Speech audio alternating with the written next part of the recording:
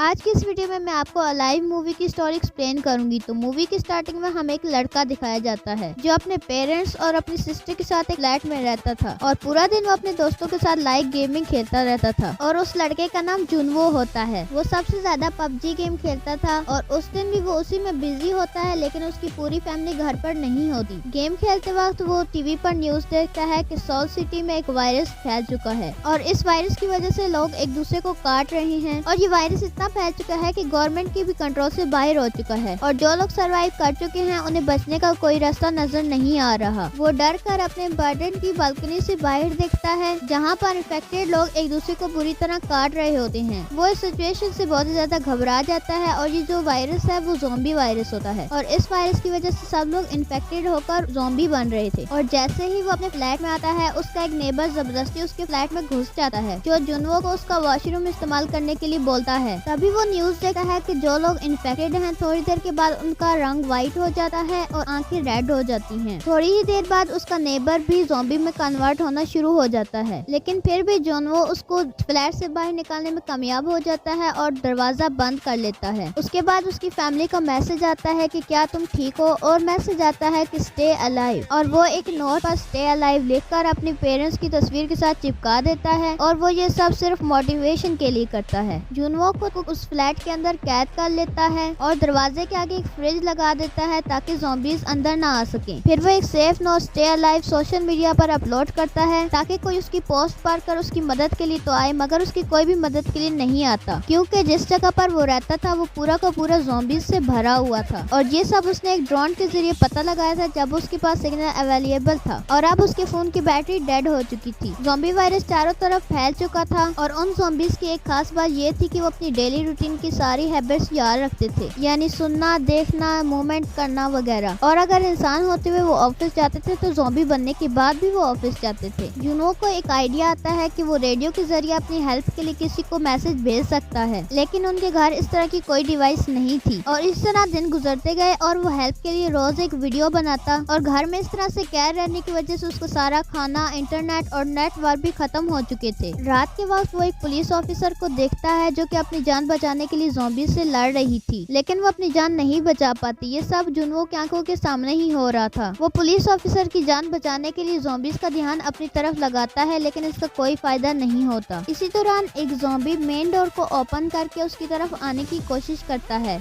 लेकिन वो ज़ॉम्बी को इस तरह दिखाते हुए कि वो नीचे गिर गया है लटक जाता है और ज़ॉम्बी भी इसके पीछे छलांग लगाता है और नीचे गिरकर मर जाता है। इस ज़ॉम्बी से तो इसकी जान छूट गई थी, लेकिन फिर वो देखता है कि घर में खाने के लिए कुछ भी नहीं है। फिर वो ड्रिंक करके गुजारा चलाता है। शुरू में तो सब कुछ ठीक होता है, लेकिन फिर उसे ऐसा लगने लगता है कि सब कुछ ठीक हो गया, उसकी फैमिली वापस आ गई है, लेकिन असल में ऐसा कुछ भी नहीं होता। तभी उसके फोन पर एक मैसेज आता है। वो उसकी फैमिली की तरफ से एक वॉइस मैसेज था जो कि इंसान होते हुए लास्ट मैसेज था और वो बहुत ही ज्यादा गुस्से में आ जाता है और गुस्से में आकर वो फ्लैट का सारा सामान तोड़ने लगता है और तोड़ते तोड़ते वो फ्लैट से बाहर आ जाता है। उन ज़ॉम्बी से लड़कर और उनका डरावना रूप देखकर वो वापस अपने फ्लैट में आ जाता है और इस सब के बाद उसके दिमाग में सिर्फ एक ही बात आती है, स्टे अलाइव। इन ज़ॉम्बीज को देखकर वो सोचता है कि वो ज़ॉम्बी तो बिल्कुल नहीं बनेगा। फिर वो सुसाइड करने के बारे में सोचता है और अपने आप को फांसी लगा लेता है, लेकिन सामने वाले फ्लैट से कोई लेजर लाइट मारकर उसकी जान बचा लेता है। वो उतर कर देखता है तो सामने वाले फ्लाइट में एक और सर्वाइवर थी जिसका नाम किंग जोबिन था। वो दोनों डेली सिग्नल के जरिए आपस में बातें किया करते थे। यूबिन ने अपने घर में एक ट्रैप भी लगा रखा था। फिर ट्रैप में एक ज़ॉम्बी फंस जाता है और वो मौके का फायदा उठाकर उसे मार देती है। वैसे वो एक बहुत ही अच्छी लड़की थी, वो किसी को मारना नहीं चाहती थी, मगर अब सिचुएशन ही ऐसी थी कि उसे ज़ॉम्बी को मारना ही पड़ा, क्योंकि अगर वो उसे ना मारती तो शायद ज़ॉम्बी उसे मार देता।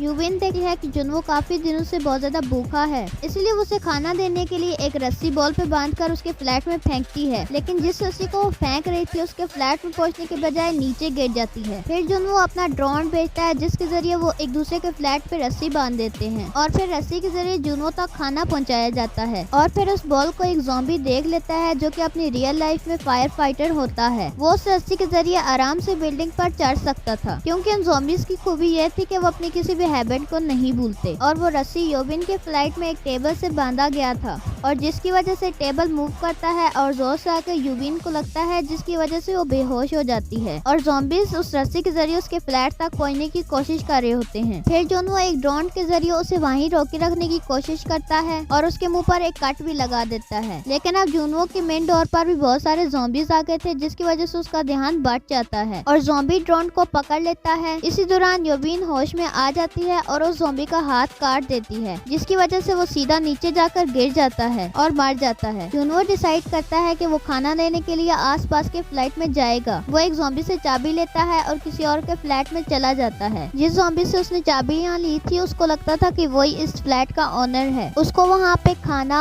एयरफोन्स, वॉकी टॉकी और माउंटेन हैकिंग का बहुत सा सामान मिल जाता है, जिससे उसे लगता है कि यहाँ पे रहने वाला एडवेंचर का शौकीन था। वहाँ पे उसे एक लेडी दिखाई देती है जो कि मर चुकी होती है। तभी उस फ्लैट का मालिक ज़ॉम्बी उस पर हमला कर देता है, लेकिन वो किसी तरह बच के वहाँ से निकल जाता है और वो उसके जरिए किसी को मैसेज भेजना चाहता था, लेकिन उस वक्त रेडियो भी डाउन था। फिर वो एक वॉकी टॉकी खोल रखता है और एक यूबिन को भेज देता है और फिर कुछ दिनों तक वो एक दूसरे से उसी पर बात करते हैं। फिर यूबिन उसे बताती है कि उसे हाइट से बहुत ज्यादा डर लगता है और हमें यहाँ पे पता चलता है कि खाने पीने की चीजों के साथ किसी इंसान के भी साथ की जरूरत होती है, क्योंकि अकेला रहना भी किसी नुकसान से कम नहीं होता। पानी के लिए वो बाहर कंटेनर्स रख दिया करते थे और जब पानी भर जाता था तो वो कंटेनर्स ले जाते थे। फिर उस फ्लैट में चारों तरफ बहुत ज्यादा ज़ॉम्बीज फैल जाते हैं और वो चलते हैं तो ऐसा लगता है बारिश हो रही है, लेकिन वो ज़ॉम्बीज के चलने की आवाज थी। फिर एक वक्त में यूबिन की फ्लाइट में कुछ चीजें गिर जाती हैं, जिसकी वजह से आवाज पैदा हो जाती है और सारे ज़ॉम्बीज उसके फ्लैट की तरफ बढ़ने लगते हैं। तभी जुनवो अपने फोन से यूबिन के साथ वाले फ्लाइट में कॉल कर देता है, जिसकी आवाज सुनकर सारे ज़ॉम्बीज उस फ्लैट में चले जाते हैं। फिर वो बात करते हैं कि अगर वो इसी तरह पड़े रहे तो वो किसी तरह भी जिंदा नहीं रह सकेंगे। फिर यूबिन बताती है कि उसने जुनवो के फ्लाइट पर फ्लोर नंबर 8 पर किसी भी ज़ॉम्बी को नहीं देखा, तो हमें वहाँ जाना होगा और जाकर जिंदा रहने के लिए कुछ चीजें ढूंढनी पड़ेंगी। फिर वो नीचे आते हैं और यहाँ ज़ॉम्बीज और उन दोनों की बहुत ही ज्यादा बड़ी लड़ाई होती है और वो बहुत ही मुश्किल से अपनी जान बचाते हैं और एक लिफ्ट में चले जाते हैं जो उन्हें फ्लोर नंबर 8 तक ले जाती है